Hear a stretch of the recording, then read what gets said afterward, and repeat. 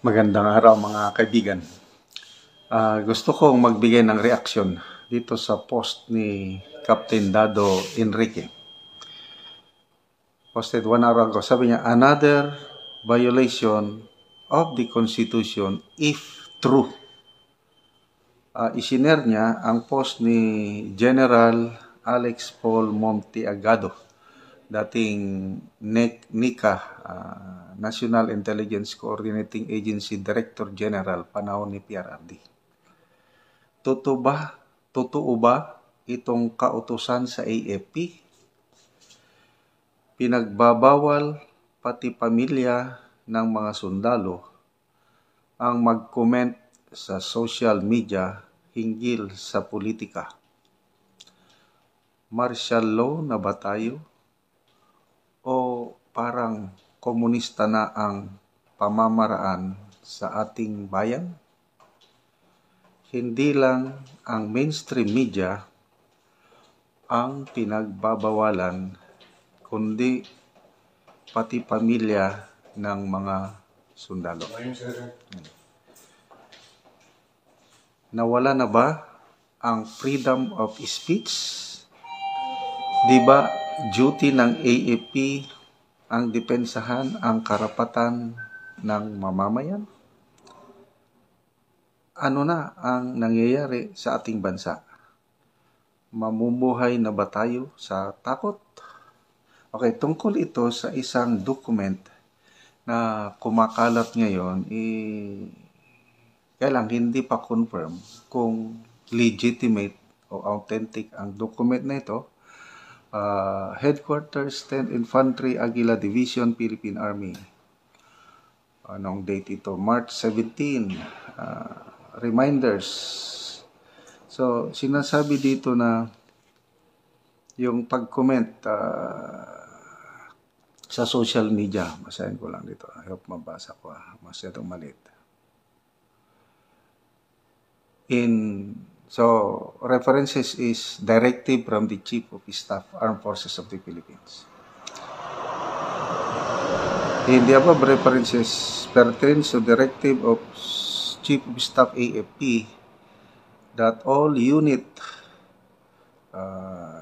commanders and chief of offices to remind all personnel to include their dependents, to avoid unnecessary posting, commenting on social media regarding the current political situation, and just focus on their respective job, task, or mission for strict compliance. For the commander, Donald P. Gafud, Colonel JSC Infantry PA, Assistant Chief of Staff for Intelligence J2.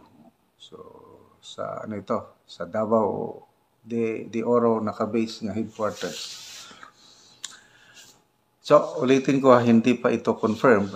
Sana ang Philippine Army magbigay ng pahayag, i-deny or magpaliwanag kung totoo para malaman natin. Kaya nga ang mga post is, totoo ba? Totoo ba na may mga ganitong direktiba?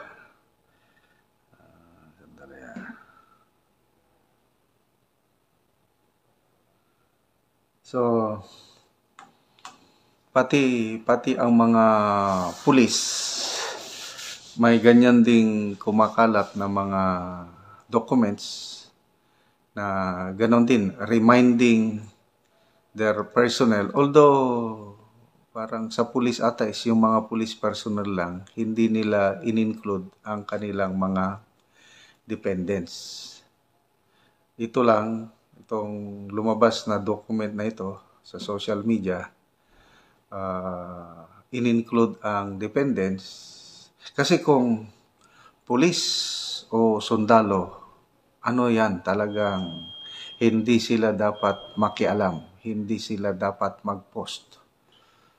Dapat non-partisan, apolitical sila, walang hindi sila dapat magsalita. Okay yan. Dahil may tinuturoan ang uniform personnel, yung loyalty. If you work for a man in heaven's name, work for him, speak well of him, and stand by the institution he represents. Yun po ang kuwan ng loyalty. Habang nasa serbisyo ka, huwag kang magsalita. Kung gusto mong magsalita, mag-resign.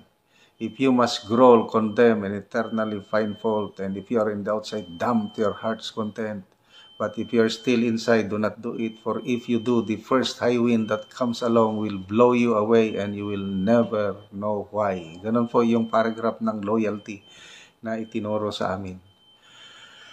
Kaya, maraming mga pulis, hindi naman, yung talagang nag-resign na dahil hindi na nila makayanan.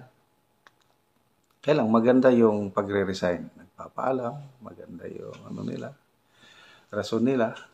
And yung mga nag-resign na pulis is dahil out of delicadeza at hindi na daw sila proud na magsuot ng uniforme. Plus, yung pagmamahal nila kay former President Rodrigo Roa Duterte. Kaya umalis para maka-express ng support, magpakita ng pagmamahal kay PRRD. Problema lang yung isang pulis, yung patrolman, kinasuhan na dahil nasobrahan yung pagsasalita niya. Kinasuhan na siya ng inciting to sedition. Okay, balik tayo sa sana maglabas kaagad ng comment o reply ang Armed Forces o ang Philippine Army, kasi Army Division ito para malaman natin. Huwag muna tayo humusga kasi baka fake news naman ito. May mga napakadali nang gumawa ng ganyang dokumento at palabasin lang na nanggaling, ayun pala hindi. So huwag muna tayong manghusga kaagad, hoping na mag-respond kailan kung totoo talagang violation na of the Constitution. Sabi nga ni Captain Dado, kung totoo. Ito si General Monteagado is very active ito sa social media na nagpo-post. Totoo ba ang kautusan? Sana sumagot. Okay, mga kasamahan, salamat sa inyong suporta. Ang income natin sa channel na ito, tinutulong natin sa Tribong Talaandig. Namimigay tayo ng construction materials sa Yero at Paco para ma-repair ang sira-sira nilang bahay. Panoorin nyo ang Hi, hello Trix. Ay, si Ma'am Lorraine at si Ma'am Trixie. Yan.